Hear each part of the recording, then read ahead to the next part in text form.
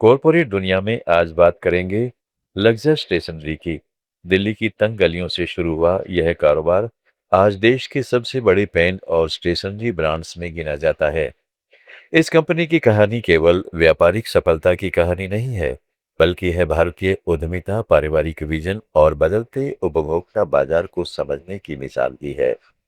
इस विरासत को आगे बढ़ाने में उद्योगपति टी के जैन के परिवार की अहम भूमिका रही है और आज नई पीढ़ी की प्रतिनिधि के रूप में बूचा जैन गुप्ता का नाम तेजी से उभर रहा है। साल 1963 में जब भारत अभी औद्योगिक विकास के शुरुआती दौर में था, तब डीके जैन ने बेहद सीमित संसाधनों के साथ दिल्ली में लक्जर की नींव रखी। कहा जाता है कि शुरुआती दौर में कंपनी केवल 5,000 रुपए की पूंजी और 5 कर्मचारियों के साथ शुरू हुई थी। उस समय भारत में संगठित स्टेशनरी उद्योग लगभग न के बराबर था और विदेशी ब्रांड्स का दबदबा था। बाजार में सस्ते लेकिन कम गुणवत्ता वाले उत्पाद मौजूद थे। ऐसे समय में डीके जैन ने भारतीय ग्राहकों को बेहतर गुणवत्ता वाला पेन उपलब्ध कराने का सपना देखा।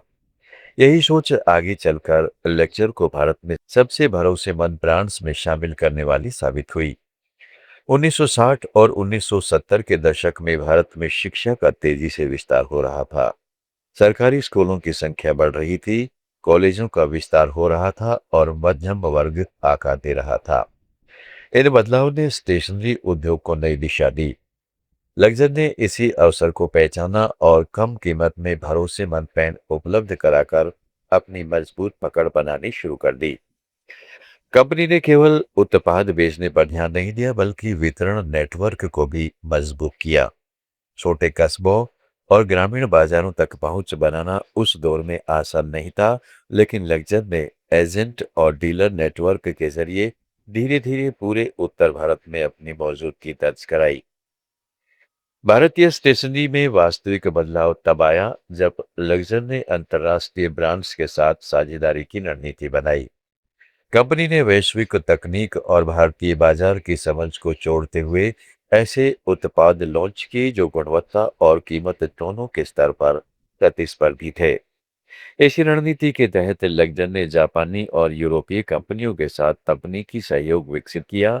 बाद के वर्षों में कंपनी ने प्रीमियम राइटिंग सेगमेंट में भी प्रवेश किया और छात्रों से लेकर कारपोरेट ग्राहकों तक अपनी पहुंच बनाई। आज भारत का स्टेशनरी और राइटिंग इंस्ट्रूमेंट बाजार लगभग 20,000 करोड़ रुपए से अधिक का माना जाता है और उद्योग विशेषज्ञों के अनुसार यह बाजार हर साल 8 से 10% की दर से बढ़ रहा है। ऑनलाइन शिक्षा, कॉरपोरेट सेक्टर के विस्तार और क्रिएटिव राइटिंग संस्कृति के बढ़ने से नोटबुक, पेन और प्रीमियम स्टेशनरी की मांग लगातार बढ़ रही है। हालांकि डिजिटलाइजेशन और स्मार्ट डिवाइस के दौर में कई विशेषज्ञों ने यह अनुमान लगाया था कि पेन उद्योग कमजोर पड़ जाएगा, लेकिन वास्तविकता इसके विपरीत रही। भारत जैसे देश में लिखने की संस्कृति अभी भी बेहद मजबूत है और शिक्षा क्षेत्र की विशाल आबादी इस उद्योग को लगातार आगे बढ़ा रही है। लेक्चर ने समय के साथ खुद को केवल पेन निर्माण तक सीमित नहीं रखा। कंपनी ने marker, highlighter, notebook, arm material और ऑफिस स्टेशनरी जैसे सेगमेंट में भी विस्तार किया। इससे कंपनी को बदलते बाजार में टिके रहने में मदद मिली।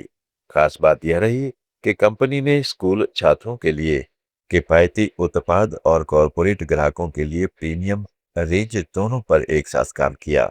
यही कारण है कि लेक्चर आज छोटे दुकानदारों से लेकर बड़े ई कॉमर्स प्लेटफॉर्म तक हर जगह दिखाई देता है। पूजा जैन गुप्ता को नई पीढ़ी की उस बिजनेस लीडर के रूप में देखा जा रहा है जो पारंपरिक उद्योग को आधुनिक उपभोक्ता व्यवहार के अनुसार बदलने की कोशिश कर रही है। भारत में ई कॉमर्स सेक्टर के विस्तार ने भी स्टेशनरी उद्योग को नई ताकत दी है। कोविड-19 महामारी के दौरान जब ऑनलाइन शिक्षा और वर्क फ्रॉम होम का चलन बढ़ा, तब स्टेशनरी उत्पादों की ऑनलाइन बिक्री में भारी उछाल देखा गया। उद्योग रिपोर्ट्स के अनुसार 2020 से 2023 के बीच ऑनलाइन स्टेशनरी बिक्री में 35% से अधिक की वृद्धि हुई।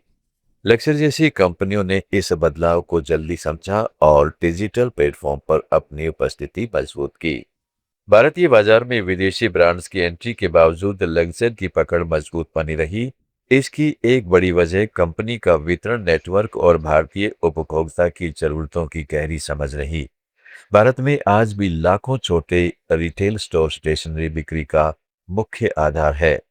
बड़े शहरों के साथ साथ टीयर 2 और टीयर 3 शहरों में कंपनी की मजबूत पहुंच ने इसे प्रतिस्पर्धा में बढ़त दिलाई। लक्सर की सफलता के पीछे केवल बिजनेस रणनीति ही नहीं, बल्कि ब्रांड विश्वास भी बड़ी वजह रहा। कई भारतीय परिवारों में यह ब्रांड दशकों से इस्तेमाल किया जाता रहा है। यही भावनात्मक जुड़ाव किसी भी भारतीय ब्रांड के लिए बड़ी ताकत माना जाता है। हाल के वर्षों में कंपनी ने पर्यावरण अनुकूल उत्पादों पर भी ध्यान देना शुरू किया है। विश्लेषकों का मानना है कि आगे आने वाले वर्षों में भारतीय स्टेशनरी उद्योग में कंसोलिडेशन बढ़ सकता है। बड़े ब्रांड छोटे क्षेत्रीय खिलाड़ियों का अधिग्रहण कर सकते हैं और प्रीमियम सेगमेंट में प्रतिस्पर्धा और तेज हो सकती है। डिजिटल शिक्षा बढ़ने के बावजूद हस्तलिखित नोट्स और रचनात्मक लेखन की मांग खत्म नहीं हुई है। बल्कि कई शोध बताते हैं कि हाथ से लिखने की आदत बच्चों की सीखने की क्षमता और याददाश्त को मजबूत बनाती है। यही वजह है कि स्कूल और अभिभावक अभी भी लिखने पर जोर देते हैं। लेक्चर जैसे ब्रांड्स की सबसे बड़ी ताकत यह रही कि उन्होंने बदलते दौर के साथ खुद को ढालने में देर नहीं की। जहां एक और कंपनी ने पारंपरिक बॉल पेन बाजार में अपनी पकड़ बनाए रखी, वहीं दूसरी ओर प्रीमियम पेन ऑफिस स्टेशनरी और आर्ट सेगमेंट में भी विस्तार किया।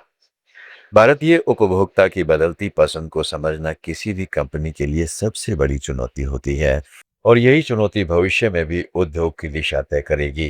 पूजा जैन गुप्ता की भूमिका ऐसे समय में महत्वपूर्ण हो जाती है। विशेषज्ञों के अनुसार भारतीय स्टेशनरी उद्योग अगले 5 वर्षों में 30,000 करोड़ रुपए के स्तर तक पहुंच सकता है। शिक्षा, कॉरपोरेट सेक्टर, ई कॉमर्स और क्रिएटिव इंडस्ट्रीज इस वृद्धि को गति देंगे। ऐसे में लक्सर जैसी कंपनी के सामने अवसर भी बड़े हैं और चुनौतियां भी। उपभोक्ता अब अधिक विकल्प चाहता है, गुणवत्ता को लेकर अधिक जागरूक है और ऑनलाइन रिव्यू का असर खरीद निर्णयों पर तेजी से पड़ रहा है। दिल्ली की गलियों से शुरू हुई एक छोटी सी कंपनी का राष्ट्रीय ब्रांड बन जाना भारतीय उद्यमिता की ताकत को दिखाता है। 5,000 रुपये और 5 कर्मचारियों से शुरू हुआ सफर आज करोड़ों भारतीयों की रोजमर्रा की जिंदगी का हिस्सा बन चुका है।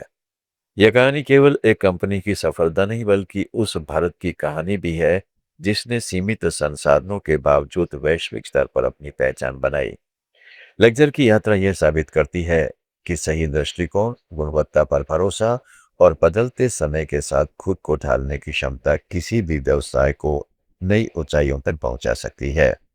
कॉर्पोरेट दुनिया में आज इतना ही।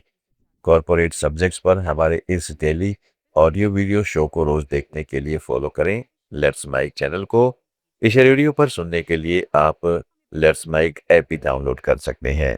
जुड़े रहिए लेट्स माइक के साथ।